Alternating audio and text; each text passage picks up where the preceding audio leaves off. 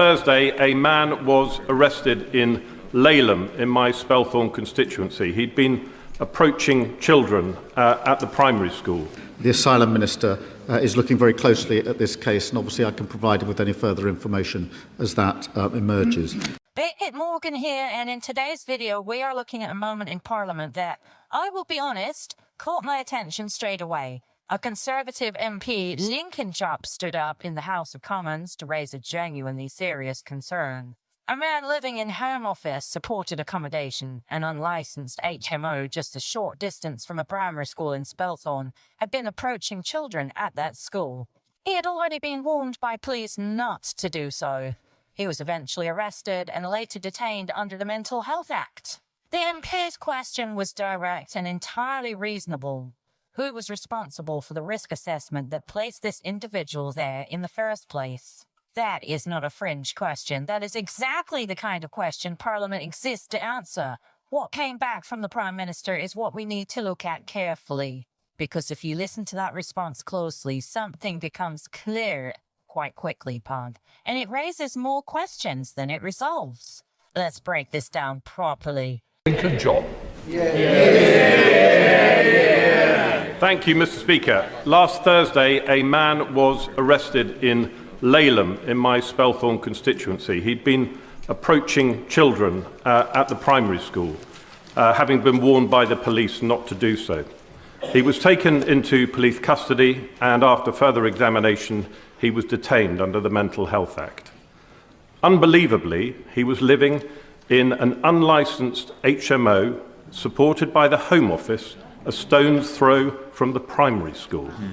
What I would like to know, Prime Minister, is who was responsible for the risk assessment that put him there. Was it the Home Office? Was it Spelthorne Borough Council? Who screwed up, and who can I hold accountable? And obviously this is a live police investigation, as he will appreciate, and I know the asylum minister is looking very closely at this case, and obviously I can provide him with any further information as that emerges. Can I reassure him that all accommodation must meet contractual standards, and the Home Office works with the police to manage all sites safely. Local authorities are consulted prior to any accommodation being procured and can object to any proposal. And where there's strong evidence the site is not suitable, it will not proceed. And look, here's what really stands out to me about this whole exchange. Lincoln Jopp did not go into Parliament and grandstand. He did not make a lengthy political speech. He asked a question, a simple, direct, entirely reasonable question. Who was responsible for the risk assessment that placed this individual in accommodation a short distance from a primary school? That is it. That is all he wanted to know. And in a functioning system of accountability, that should have been answerable. What he got back was something quite different. Keir Starmer referenced the asylum minister. He talked about contractual standards. He mentioned that local authorities are consulted before sites are procured. He said the Home Office works with police to manage sites safely. And I cannot be the only one who watched that and thought, none of that is an answer to the question that was actually asked. That is a description of how the system is designed to work. It says nothing about what happened in this specific case, on this specific site, with this specific individual. And that gap between how a process is supposed to function and how it functioned here is precisely what needed to be examined. It was not examined. This is where it becomes difficult to ignore, because this was not a question about immigration policy broadly. It was not a question about numbers or targets or global push factors. It was a child safety question. A man who had been approaching children at a primary school and had already been warned by police not to do so, was living in Home Office supported accommodation close enough to that school for it to be a practical concern. That is the situation on the ground, and the Prime Minister's response did not once engage with how that situation came to exist. The live police investigation point is worth acknowledging. Yes, there are things you cannot say publicly when an investigation is ongoing. That is legitimate. But being cautious about operational details is entirely different from declining to answer a question about institutional responsibility. Who signed off on that accommodation? What risk assessment was conducted? What criteria were applied? Those are administrative questions. They do not compromise a police investigation, and they were not answered. On the consultation point specifically, I want to stay with this because it matters. Starmer said local authorities are consulted prior to any accommodation being procured and can object to any proposal. That is the government's stated position. And it sounds reasonable on the surface. But if you look at the broader record, the picture is more complicated than that.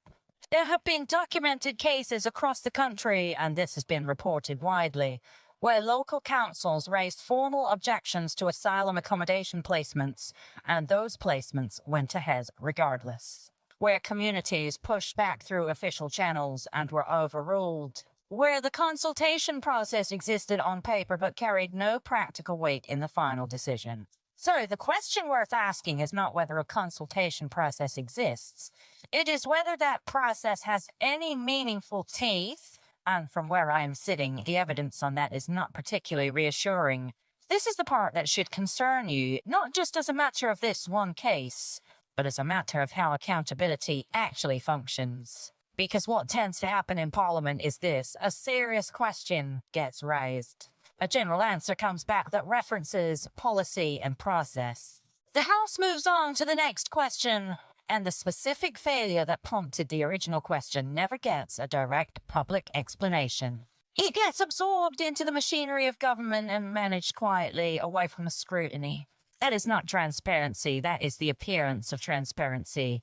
And when it happens repeatedly on cases that involve real consequences for real communities, the cumulative effect on public trust is significant. People stop believing that the system is being honest with them, and frankly, exchanges like this one do not do much to challenge that perception. Let's separate what is being said from what is actually true.